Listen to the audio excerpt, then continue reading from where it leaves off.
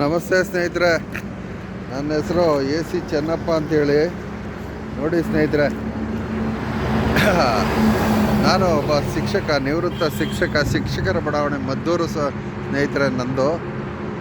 ನಾನಿಲ್ಲಿ ವಾಕ್ ಮಾಡ್ತಾ ಇರ್ತೀನಿ. ನೋಡಿ ಬಂದದೆ ನಮ್ಮ ಕೊಲಿಗು, ನಮ್ಮ ವಾಕ್ ಮೆಟ್ಟು. ನೋಡಿ ಇದರ ಪ್ರೀತಿಯನ್ನು ನಿಮಗೆ ತೋರಿಸ್ಬೇಕು ಅಂತ ಇದನ್ನು ನಿಮಗೋಸ್ಕರ ನೋಡಿ ಸ್ನೇಹಿತರೆ. ಇದು ಬೀದಿ ನಾಯಿ ಸ್ನೇಹಿತರೆ, ನಾನು ಸಾಕೊಂಡಿರೋ ನಾಯಿ ಅಲ್ಲ. ಬಾ ಬಾ, ನನ್ನ ಕಂಪನಿ ಇದೆ, ನಡೆಯ ನೋಡಿ ಬಾ.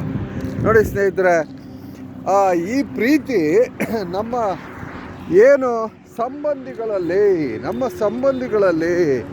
ನಮ್ಮ ಸ್ನೇಹಿತರಲ್ಲಿ, ನಮ್ಮ ನೆರೆಹೊರೆಯವರಲ್ಲಿ ಈ ಒಂದು ಪ್ರೀತಿ ಬಾಂಧವ್ಯ ಏನಿದೆ, ಇದು ಯಾಕೆ ಇಲ್ಲ ಅಂಥೇಳಿ. ನೆರೆ ರಾಷ್ಟ್ರಗಳು, ಏನು ವೈರಿ ರಾಷ್ಟ್ರಗಳು, ನೆರೆ ರಾಷ್ಟ್ರಗಳು, ನಮ್ಮ ನೆರೆ ರಾಷ್ಟ್ರಗಳು, ಹಿಂದೂ ಮುಸಲ್ಮಾನ್ ಕ್ರಿಸ್ತಾರ ಒಬ್ರಿಗೊಬ್ರಿಗೆ ಯುದ್ಧವೇ ನಡೀತಾ ಇದೆ ಸ್ನೇಹಿತರೆ. ಅಂಥದ್ರಲ್ಲಿ ಈ ನಾಯಿ ಇದನ್ನು ಕನಿಷ್ಠ ಅಂತ ಕರಿಬಾರ್ದು ಸ್ನೇಹಿತರೆ.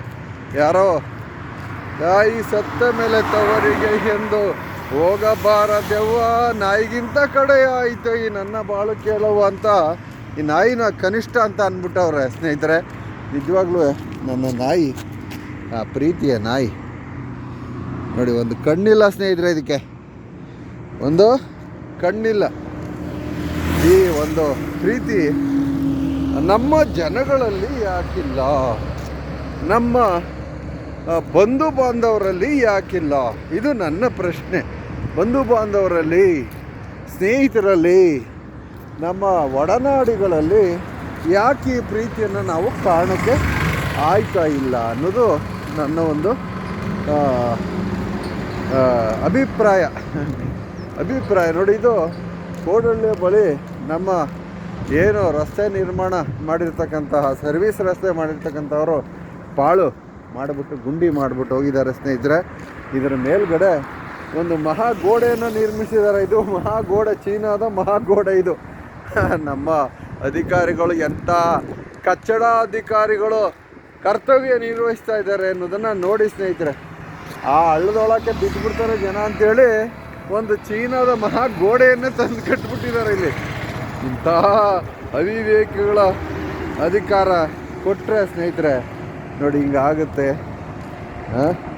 ಇದು ಅನ್ಯಾಯ. ಇದನ್ನು ಸರಿಪಡಿಸಿ ಅಂತೇಳಿ ನನ್ನ ಯೂಟ್ಯೂಬ್ ಚಾನಲ್ ಚೆನ್ನಪ್ಪ AC ಅಂತ ಸ್ನೇಹಿತರೆ, ಆ ಯೂಟ್ಯೂಬ್ ಚಾನಲಲ್ಲಿ ಪ್ರತಿನಿತ್ಯ ನಾನು ಇದನ್ನು ಸರಿಪಡಿಸಿ ಆ ಜಿಲ್ಲಾಧಿಕಾರಿಗಳ ಗಮನಕ್ಕೆ ತನ್ನಿ, ಮುಖ್ಯಮಂತ್ರಿಗಳು ನೋಡಲಿ ಇದನ್ನು ಅಂತ ನಾನು ಎಷ್ಟೋ ಸಲ ವಿಡಿಯೋ ಮಾಡಿ ಹಾಕ್ತಾಯಿದ್ದೀನಿ ಸ್ನೇಹಿತರೆ.